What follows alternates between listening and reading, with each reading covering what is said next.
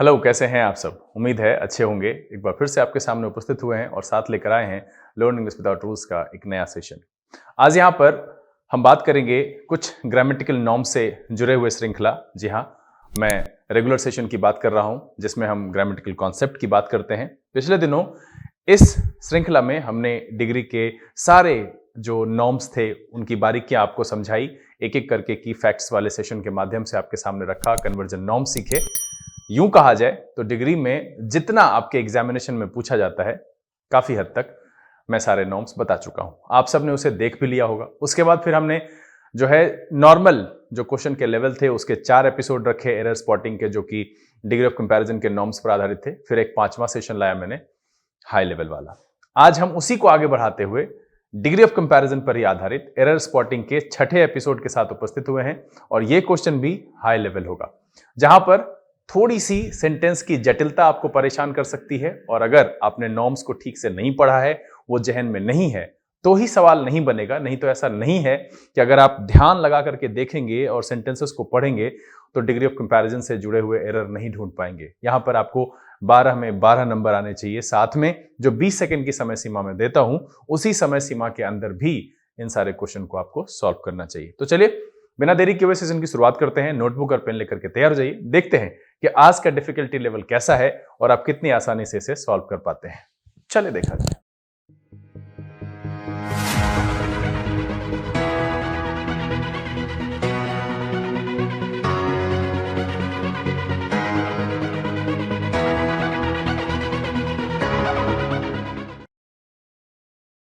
आइए हम आज के सेशन की शुरुआत करते हैं और जैसा कि मैंने आपको बताया कि ये डिग्री ऑफ कंपैरिजन पर आधारित एरर स्पॉटिंग का सेशन है।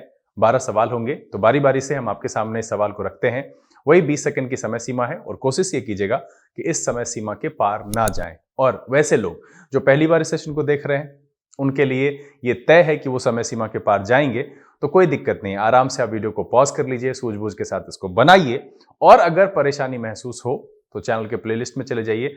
डिग्री ऑफ कंपैरिजन की मुझे लगता है 16 या 17 एपिसोड है, जिसको आप देखेंगे तो उसके बाद आपको परेशानी नहीं होगी। सेशन को शुरू करेंगे, लेकिन उससे पहले जो लोग इस चैनल पर नए हैं, चैनल को सब्सक्राइब कर लीजिए, बेल आइकन जरूर प्रेस कीजिएगा ताकि यहाँ से अपलोड की गई वीडियोस की नोटिफिकेशन आपको मिले और आपका कोई भी सेशन मिस ना हो। लाइक और शेयर करने में कंजूसी नहीं कीजिएगा। चलिए सेशन की शुरुआत करेंगे, लेकिन उससे पहले हम आपके लिए समय की व्यवस्था करें।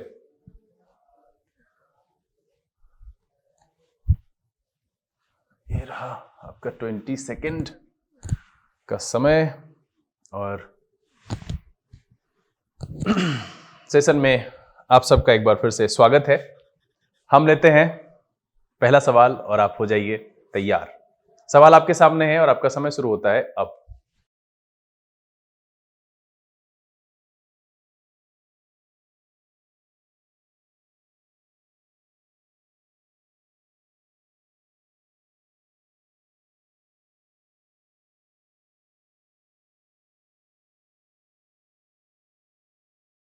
चलिए टाइम्स अप, समय समाप्त हो चुका है और मुझे लगता है कि कलम को धोखा नहीं देना चाहिए। हाँ, ये कभी कभी नाराज हो जाते हैं भाई साहब। अच्छा, अभी ठीक है। चलिए देखिए सवाल क्या कह रहा है कि सबसे पहले तो सवाल की परेशानियों से नहीं डरना है। डिग्री ऑफ कंपैरिजन के जितने भी नॉर्म्स मैंने बताए हैं, चाहे वो दैट ऑफ वाले हैं, दोज ऑफ वाले हैं, या एनफ वाला है, टू वाला है, अब ये सब क्या वाला वाला है आप लोग को नहीं समझ में आ रहा होगा, तो आप अगर समझ में आना चाहिए अगर आप सारे एपिसोड्स देखें। अगर आप नए हैं, नहीं देखे हैं, तो पहला काम कीजिए, चैनल सब्सक्राइब कर लीजिए, नोटिफिकेशन को ऑल पे रखिए और दूसरा काम क्या करना है, प्लेलिस्ट में जाइए और एक एक करके सारे वीडियोस को देखिए। अब जरूरी नहीं कि एक ही दिन देखना है, जितना समझ में है उतना देखना है। कोई परेशानी हो नीचे कमेंट में लिख करके बताइएगा। अब यहां पर देखिए सारे वही नॉर्म्स हैं, कुछ भी गड़बड़ नहीं। कह रहा है when you have very high intensity rainfall you get more run of, the water can not infiltrate into the ground faster enough, water needs a path out, so this should be expected। और जो आपका last वाला option होता है कि अगर कोई भी गलती नहीं है तो आंसर आपका होगा नो एरर। अब देखिए यहां पर जो नॉर्म्स है उसमें मैंने एक किसी दिन बताया था कि जब हम एनफ का प्रयोग करते हैं तो उसके पहले पॉजिटिव डिग्री के एडजेक्टिव का प्रयोग किया जाता है। अगर ये नॉर्म्स आपके ध्यान में है तो आपके सामने यहां पर गलती है कि यहां पर फास्टर नहीं, क्या होना चाहिए, fast enough, good enough, tall enough, sufficient enough. तो ये बहुत आम बोलचाल में इस्तेमाल होता है और ये सारी ऐसी जानकारी है जो आप न्यूज़पेपर पढ़ के भी जो है हासिल कर सकते हैं। और आपको पता है कि इन दिनों मैं न्यूज़पेपर का भी सेशन लेके आता हूं, तो नोटिफिकेशन ऑन करेंगे तो ये आपको मिलेगा, तो चैनल पर बने रहिए। तो यहां पर क्या था कि जब कभी भी हम एनफ का इस्तेमाल करते हैं और उसके साथ मुझे कोई एडजेक्टिव यूज करना हो तो हम पॉजिटिव डिग्री के एडजेक्टिव का इस्तेमाल करेंगे। और इस सेंटेंस में एक कंपैरेटिव डिग्री का यानी कि फास्टर का इस्तेमाल किया गया है, जो कि नहीं होगा। और इसको अगर हम फास्ट कर लें तब क्या होगा, when you have very high intensity rainfall you get more run of, the water can not infiltrate into the ground fast enough, water needs a path out, so this should be expected. और तब जाकर के ये sentence जो हो जाएगा वो मेरा सही हो जाएगा। उम्मीद है आप सबने सही बनाया होगा। चलिए अगला सवाल लेते हैं और आपका समय शुरू होता है अब।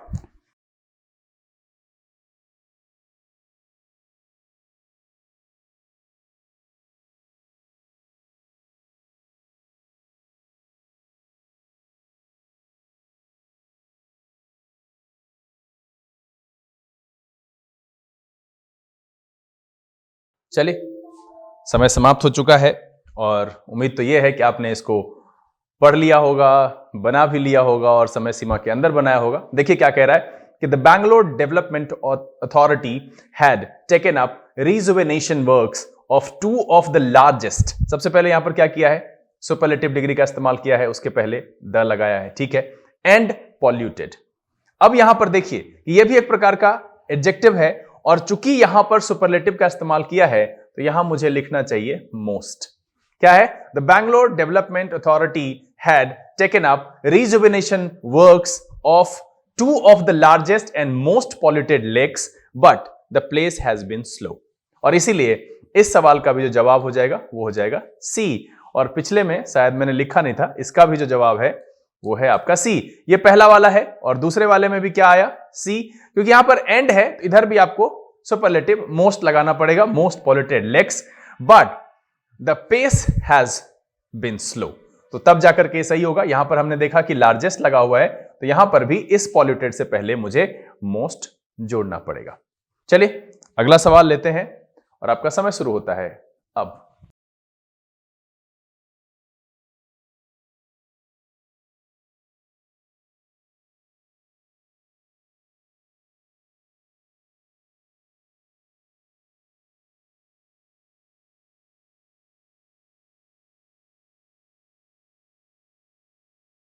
चलिए टाइम्स अप।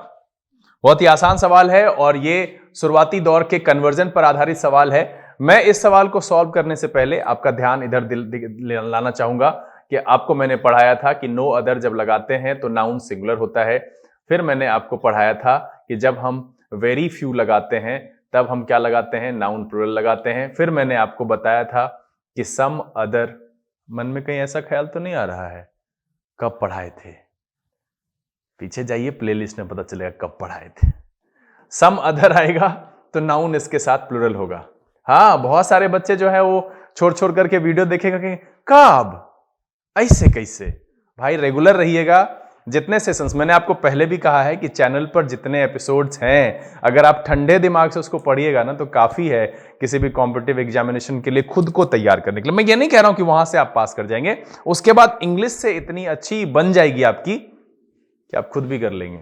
चलिए ये मैंने बताया था। दूसरा मैंने फिर क्या बताया था, मैंने बताया था कि एनी अदर के साथ क्या लगाएंगे, नाउन सिंगुलर। फिर मैंने क्या कहा था, ऑल अदर के साथ क्या लगाएंगे, नाउन प्लूरल। फिर मैंने क्या बताया था, मोस्ट अदर के साथ क्या लगाएंगे, नाउन प्लूरल। तो अब जरा खोजिए तो इसमें क्या है सवाल में। सवाल में कह रहा है कि tuberculosis cause the largest number of deaths among all other infectious disease या डिजीजेस। जैसे ही यहां ऑल अदर है तो यहां क्या होना चाहिए, डिजीजेस।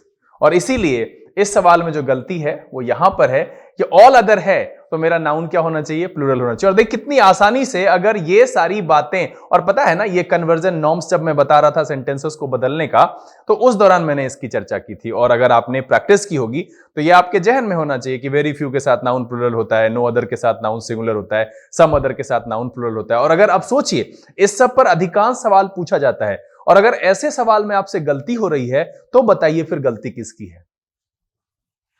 नहीं, यहां पर मैं बताऊंगा नहीं, आप खुद सोचिए कि फिर गलती किसकी है। अभी तो एक नया भी नायाब बहाना चल रहा है बच्चों में कि सर चीन में आ गया है, 2 महीना बाद पढ़ेंगे, अब कहीं यहां फिर आ गया तो ऐसा भी तो हो सकता है 2 महीना के बाद कुछ दूसरा आफत आ जाए। अरे भाई कुछ कोई किसी का इंतजार नहीं करता है, बस पढ़ते रहिए ना, जब जो होगा तब देखेंगे। आगे आने वाली खुशियों को हम आज बैठकर क्यों टाल लें? तो तैयारी करते रहिए, इन सब चीजों में मत पड़िए, जब जब होगा जो नॉर्म्स आएगा देखा जाएगा। अभी तो ठीक है, अभी क्यों आलस्य में पड़े हैं? तो नहीं बना रहे हैं तो बनाइए। अगला सवाल आपके सामने रखते हैं। तो यहां बात समझ में आ गई कि ऑल अदर है, तो मेरा क्या हो जाएगा, यहां डिजीजेज होना चाहिए, तो इसीलिए इसका जवाब क्या हो जाएगा, बी। क्यों? क्योंकि भैया ऑल अदर के साथ हम नाउन प्लूरल लगाते हैं। उम्मीद है सही बनाए होंगे। चलिए अगला सवाल, और आपका समय शुरू होता है अब।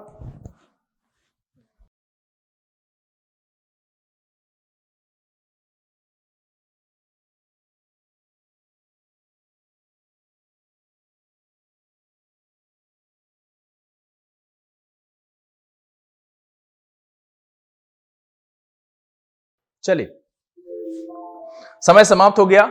ऐसे अगर आप इसको नॉर्मल तौर पर पढ़ेंगे तो सेंटेंस आपको ठीक ही लगेगा। कह रहा है the amount states borrow collectively every year is comparable in size to the centre's borrowing, which implies that their fiscal stance has as much impact on our microeconomic stability as does that of the center। यहां पर जो है, यहां as does, इसके बगल में that of लगाएंगे तो वो पता चलेगा कि बात किसकी कह रहे हैं, है ना। क्या कह रहा है कि the amount states borrow collectively, यहां पर अमाउंट की बात कर रहे हैं। सेंटर के बारे में बहुत सारी चीजें हो सकती है, उसका एडमिनिस्ट्रेटिव है, जुडिशियल है, बहुत सारे डिपार्टमेंट्स है। हम किसकी बात कर रहे हैं पर्टिकुलरली मुझे वो इंगित करना पड़ता है। आपने शायद इस बात को नहीं समझा कि जब भी हम बराबरी के केस में कंपेयर करते हैं, मैंने आपको बताया भी इस पर कि we always compare in the case of similarity. और जब हम ये कहते हैं कि my shoes are better than your shoes, तो हम कभी भी ऐसा नहीं कह सकते कि my shoes are better than you. ये क्यों कहते हैं? क्योंकि मेरे पास बहुत कुछ है। योर्स भी नहीं कह सकते, वहां दोज ऑफ योर्स क्यों कहते हैं? क्योंकि मुझे यह कहना पड़ता है कि मेरा जूता तुम्हारे वाले से अच्छा है। मतलब यह है कि तुम्हारे जूते से। हम वहां पूरा नहीं लिखते, शूज को रिपीट नहीं करते, और वहां पर हम क्या करते हैं, प्लूरल के लिए लगाते हैं दोज ऑफ, और सिंगुलर के लिए लगाते हैं दैट ऑफ। तो यहां पर क्या होना चाहिए कि the amount states borrow collectively every year is comparable in size to the center's borrowing, which implies that their fiscal stance has as much impact on our microeconomic stability as does that of the center। और तब जाकर के मेरा sentence सही होगा, और इसीलिए इस सवाल का जो जवाब हो जाएगा वो हो जाएगा आपका डी। यहां पर क्या लगेगा, हम दैट ऑफ का प्रयोग करेंगे, ये बताएंगे कि हम सेंटर के किस सेक्टर की बात कर रहे हैं, या सेंटर के किस चीज से हम बातों को संबद्ध करके रख रहे हैं। तो ये बहुत समझना जरूरी है। इसमें मदद आपको करेगा, एक तो कॉन्सेप्चुअल नॉर्म्स तो मदद करेगा ही करेगा। सभी लोग जानते हैं कि भैया सिंगुलर के लिए हम दैट ऑफ लगाते हैं, प्लूरल के लिए दोज ऑफ लगाते हैं, दैट लगाते हैं सिंगुलर के लिए, और प्लूरल के लिए दोज लगाते हैं। लेकिन इसकी जो बनावट है, इसका एग्जीक्यूशन, जो हम कॉन्सेप्ट को एग्जीक्यूट करें, ये पता चलेगा आपको न्यूज़पेपर रीडिंग से। जब आप लाइंस पढ़ेंगे, सारे क्वेश्चंस भी वहीं के हैं, आप सर्च करो, जाओ गूगल में टाइप करोगे तो मिल जाएगा ये सारा लाइंस। किसी न किसी दिन हिंदी का, हिंदू का, ये इसी साल का है सारा। तो अब अगस्त का हो सकता है, जून का हो सकता है, जो मुझे मिला मैंने रैंडम वहां से सवाल बना लिए। तो ये समझदारी तब आएगी जब आप सवाल वहां से या पेपर के एक कॉलम को पढ़ेंगे और अंडरस्टैंडिंग डेवलप करने की कोशिश करेंगे। तो यहां पर क्या करेंगे, सेंटर के पहले दैट ऑफ द सेंटर होगा, और इसीलिए ये तब जाकर के सही होगा। इसका आंसर क्या है, डी। चलिए अगला सवाल लेते हैं, और आपका समय शुरू होता है अब।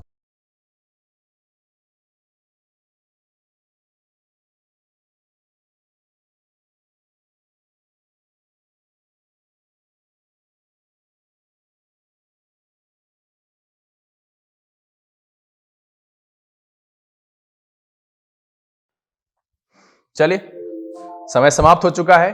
क्या कह रहा है कि given this reality state government such as Bihar and Maharashtra, ठीक है, given this reality state governments. अब देखिए, अब जब यहां पर कहा such as Bihar and Maharashtra, यहां क्लियर हुआ कि बिहार और महाराष्ट्र के गवर्नमेंट की बात कर रहे हैं? फिर नहीं क्लियर हुआ, क्योंकि बिहार एक राज्य है, वहां बहुत सारे डिपार्टमेंट हैं। हम किसकी बात कर रहे हैं? यहां पर लिखा हुआ है स्टेट गवर्नमेंट्स, तो होना चाहिए क्या, such as those of Bihar and Maharashtra. तब मतलब है कि बिहार गवर्नमेंट की बात कर रहे हैं और महाराष्ट्र गवर्नमेंट की बात कर रहे हैं। यहां पर क्या लिखा हुआ है कि given this reality state government such as those of Bihar and Maharashtra which have recorded the highest number of murders of RTI activists must introduce their own mechanism for protecting whistleblowers by enacting at least a state level whistleblower protection law। और मुझे जैसा लगता है, पता नहीं क्यों, मैं इस पर द हिंदू के कॉलम का एडिटोरियल, ये मुझे लगता है कि एडिटोरियल का हिस्सा है, और ये विसल ब्लोअर वाली जो कहानी है ये मैंने कभी पढ़ाई है 2-3 महीने पहले, और मुझे लगता है कि ये इंटरेक्टिव फ्लैट पैनल आने के बाद ही कराया है। अगस्त सितंबर के आसपास की स्टोरी होगी ये द हिंदू वाली, जो कि अभी भी चैनल पर अवेलेबल होगी। खैर वो तो अलग चीज है। कह रहा है given this reality state government, तो स्टेट गवर्नमेंट की बात कर रहे हैं, इसलिए बिहार और महाराष्ट्र में सीधे सीधे नहीं हो सकता है। राज्य की बात कर रहे हैं, प्रशासन की बात कर रहे हैं, बिहार के लोगों की बात कर रहे हैं, या फिर महाराष्ट्र के, क्लियर नहीं हो रहा है ना। यहां पर स्टेट गवर्नमेंट की बात करें, state government such as those of Bihar and Maharashtra, मतलब है कि बिहार के स्टेट गवर्नमेंट और महाराष्ट्र के स्टेट गवर्नमेंट के लिए यहां पर बात कही जा रही है। इसीलिए इस सवाल का जो जवाब है, इसका जो आंसर है वो है ए। और जो कॉन्सेप्ट है वो ये है कि we always compare in the case of similarity, और उसका ये थोड़ा सा ब्रॉड लेवल वाला फॉर्म है कि जब हम बराबरी में लिख रहे होते हैं तो मुझे इसी आधार पर लिखना होता है। उम्मीद है कि आप इसको समझ गए होंगे और आपने इसे सही भी बनाया होगा। चलिए अगला सवाल लेते हैं और आपका समय शुरू होता है अब।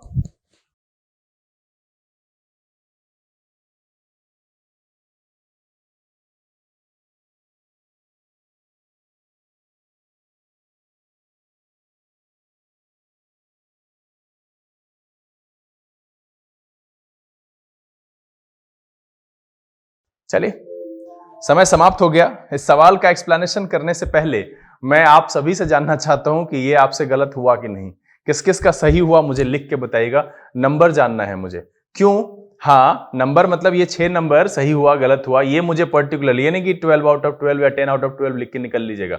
मुझे ये बताइए कि ये सही हुआ या नहीं हुआ। अगर नहीं हुआ तब हम इस सवाल को बताने के बाद बताएंगे कि आपको क्या जरूरत है। देखिए कह रहा है कि but a player of such skills his wicket keeping is better, यहां तक तो ठीक ही लग रहा है, एनफ। और अभी मैंने बताया है कि एनफ के पहले जब हम एडजेक्टिव का प्रयोग करते हैं तो वो पॉजिटिव डिग्री का होना चाहिए और यहां होना चाहिए गुड। अब मैं आपको जो सलाह देने वाला था कि आपको बादाम खाने की जरूरत है, आप ज्यादा देर सोते हैं तो आपको कम सोने की जरूरत है, घास पर पैदल कुछ गड़बड़ हो रहा है, अभी तुरंत मैंने आपको बताया। और अगर इसमें गलती कर बैठे हैं या नहीं तो फिर या तो आप 2 ग्रुप में से हैं, जुगाड़ वाले नहीं तो उधार वाले। दोनों का ध्यान अपनी जगह पे नहीं होता है। बाद में बताएंगे कि इसका क्या है जुगाड़ और उधार का। वो लोग हमेशा परेशान रहते हैं तो मुद्दा सुनेंगे नहीं। अभी मैंने बताया है तुरंत 2 या मुझे लगता है पहला ही सवाल था शायद, जिसमें मैंने ये जानकारी दी कि एनफ अगर यूज कर रहे हैं तो उसके पहले हम पॉजिटिव डिग्री के एडजेक्टिव का प्रयोग करेंगे, और यहां पर जो है ये बेटर गलत है।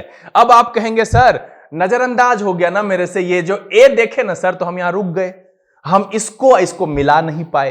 तो भाई साहब ये तो एक ही लाइन में ना काटा हुआ है, वो तो जानबूझकर कैसा देगा कि आप गलती करो।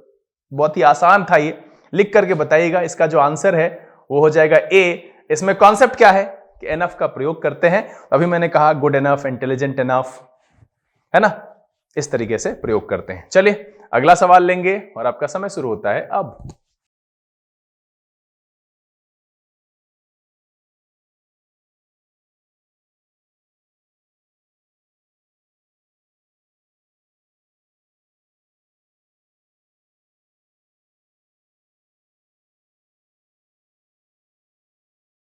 चलिए समय समाप्त हो गया है। यहां पर भी एक नॉर्मल कॉन्सेप्ट की बात है जो मैंने किसी की फैक्ट्स वाले सेशन में बताया है। 5 की फैक्ट्स के सेशन रखे हैं, उसमें से किसी एक में था। ये कह रहा है बोरुसिया डॉर्टमुंड, अब ये नाम है, no only to well of Erling Haaland's ability. अब देखिए मुझे जो यहां देखना है कि टू का प्रयोग करते हैं तो उसके बाद हम पॉजिटिव डिग्री के एडजेक्टिव का इस्तेमाल करते हैं, too poor, too good, too bad. तो यहां पर किया हुआ है टू वेल, वेल भी पॉजिटिव डिग्री का है, ठीक है।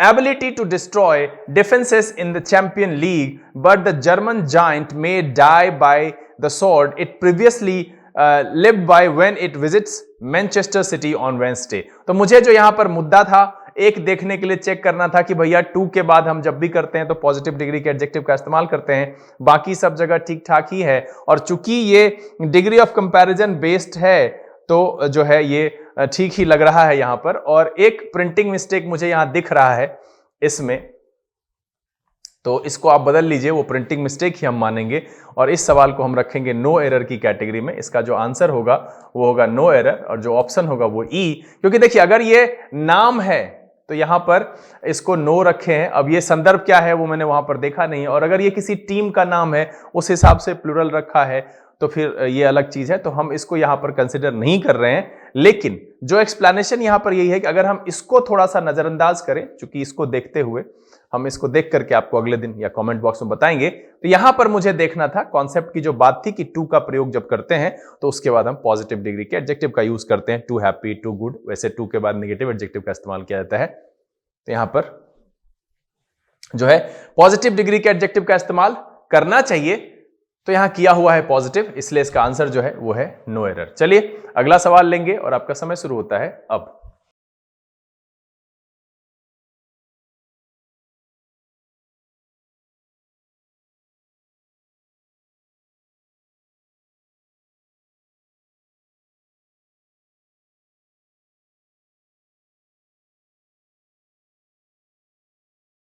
चलिए समय समाप्त हो गया है और ये अगर आप मतलब उच्च शिक्षा हासिल किए हैं तो इस सवाल की गड़बड़ी आपको ऐसे भी दिख जाएगी। अगर आप इंग्लिश पढ़ने वाले लोग नहीं भी हैं, आप पहली बार वीडियो देख रहे हैं, तो भी आपको इसका आंसर मिल जाएगा। क्योंकि देखिए कह रहा है it is a myth that this transition into English medium learning in high education, नहीं, यहां होना चाहिए हायर एजुकेशन। आपने देखा है ना, सब जगह होता है ये हायर एजुकेशन। तो यहां पर जो है हायर लगा हुआ है कि learning in higher education will be hard for students as it is being done well the world over and was even done by people of my generation. यहां पर हाई एजुकेशन नहीं, हायर एजुकेशन है ना, उच्च शिक्षा के लिए हम लोग इस्तेमाल करते हैं हायर एजुकेशन। तो यहां पर क्या है, it is a myth that this transition into English medium learning in higher education will be hard for students. तो इसीलिए यहां पर जो गलती है वो है बी में, तो आंसर जो इसका हो जाएगा वो हो जाएगा बी। चलिए 9वां सवाल आपके सामने और आपका समय शुरू होता है अब।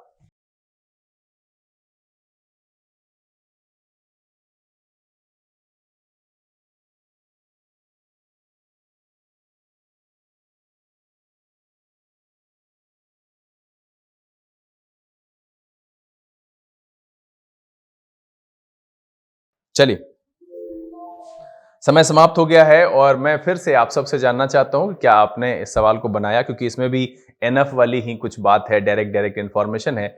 मैंने पढ़ाया था कि जब हम रिलेटिवली का इस्तेमाल सेंटेंस में करते हैं तो उसके बाद पॉजिटिव डिग्री के एडजेक्टिव का प्रयोग करते हैं, कंपैरेटिव डिग्री के एडजेक्टिव का प्रयोग नहीं करते हैं। एक और बताया था रिलेटिवली के साथ, अभी उसका नाम नहीं लेंगे हम, क्या पता हो सकता है उस पर सवाल हो, लगे क्या पेपर नोटबुक उल्टाने, अरे सवाल बनाइए पहले।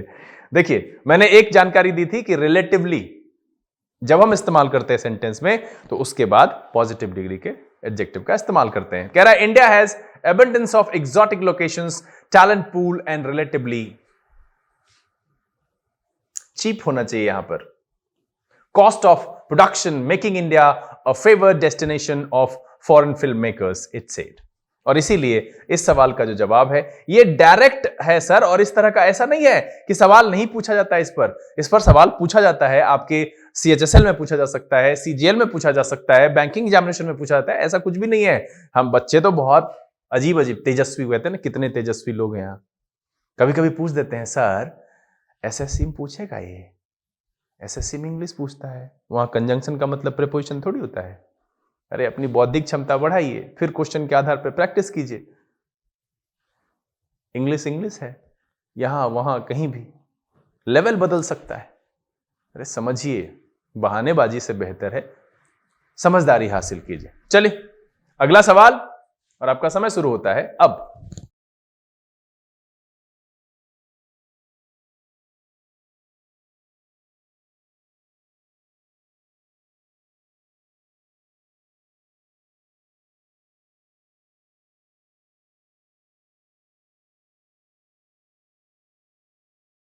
चलिए, समय समाप्त हो चुका है और अब आ गई है उस दूसरे शब्द की जानकारी आपको सामने रखने की। जी हां, आपके सामने रखने की।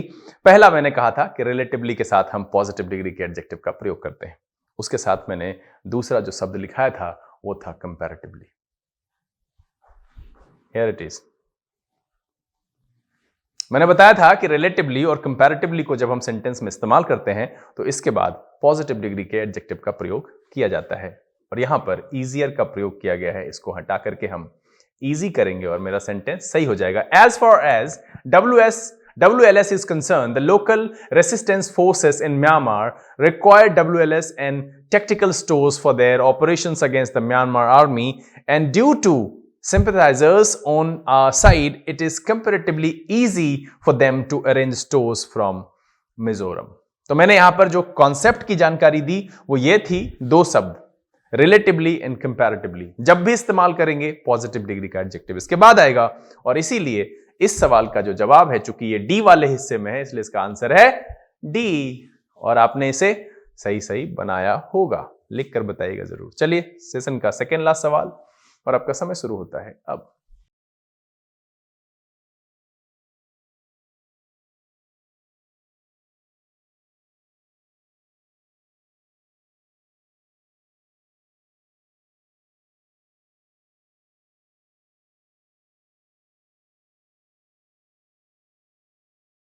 Times up.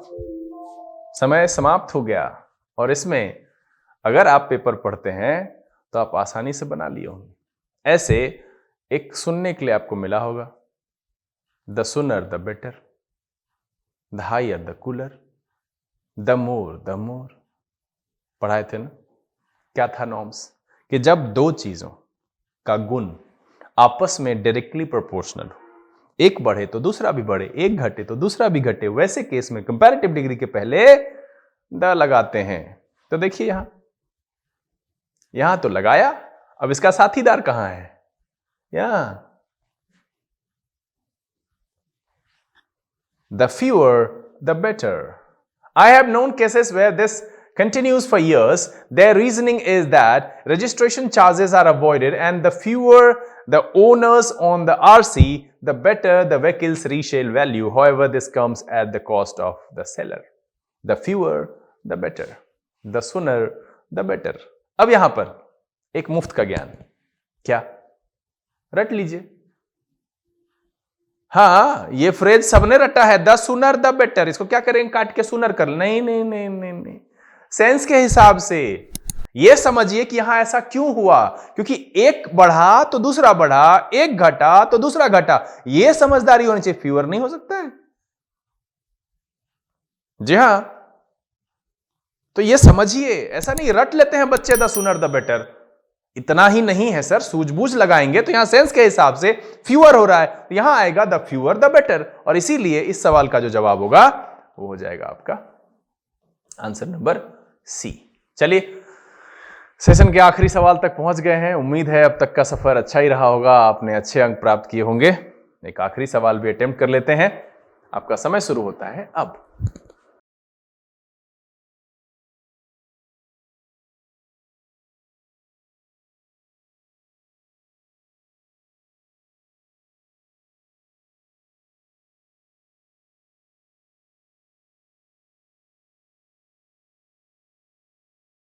चलिए, समय समाप्त हो चुका है। सवाल आप बना लिए होंगे। फिर से यहां पर भी वही है, we always compare in the case of similarity. In the case of positive comparison, we don't repeat noun after adjective, use that for singular and those for plural. देखिए सर, कह रहा है incidentally there are more cases, क्या है? Plural of खुला in Darul कजास इन और सरिया। मैं क्षमा प्रार्थी हूं अगर इन उर्दू के शब्दों का उच्चारण मुझसे गलत हो गया है, मैं इंटेंशनली ऐसा नहीं कर रहा हूं। इंग्लिश बोलने वाले लोग और भोजपुरी मगही स्लैंग वाले लोग, तो माफी चाहूंगा। यहां पर क्या है कि खुला इन दारुल कजास और सरिया courts than that of instant. यहां दैट नहीं होना चाहिए, दोज ऑफ। क्यों? क्योंकि यहां केसेस की बात की गई है। मैंने अभी बताया we always compare in the case of similarity, don't repeat noun after adjective, use that for singular and those for plural. इसीलिए इस सवाल का जो जवाब हो जाएगा वो हो जाएगा आपका सी। हम यहां पर दैट को हटाएंगे और उसके बदले क्या लगाएंगे, दोज, और सेंटेंस हो जाएगा सही। उम्मीद यह है कि आप सब ने वीडियो को एंजॉय किया होगा, सारे सवाल बनाए होंगे, समय सीमा के अंदर बनाया होगा और सबके सब सही भी हुए होंगे। साथ में जो एक्सप्लेनेशन मैंने दिया है वो भी मैच किया होगा। अगर अच्छे अंक प्राप्त हुए तो भी ज्यादा खुश नहीं होना है, बस अपने आप को ये समझाना है कि yes you can do it. और अगर कम अंक प्राप्त हुए हैं तो दुखी नहीं होना है, प्लेलिस्ट में जाना है, फिर से वीडियोस को देखना है, फिर से कोशिश करनी है और नेक्स्ट टाइम जब ऐसा क्वेश्चन आपके सामने आएगा तो बिल्कुल ही आप बना पाएंगे। देखिए, होप सबसे अच्छी चीज है, इसको खो करके आप अपनी जिंदगी खो सकते हैं, चांसेस तो मिलेगा नहीं। तो कोशिश करने में ही बेहतरी है, कोशिश करने से चांसेस के दरवाजे खुलते हैं कि आप एक ना एक दिन जीतेंगे जरूर। बहरहाल, उम्मीद तो यह है कि ये वीडियो आपको पसंद आया होगा।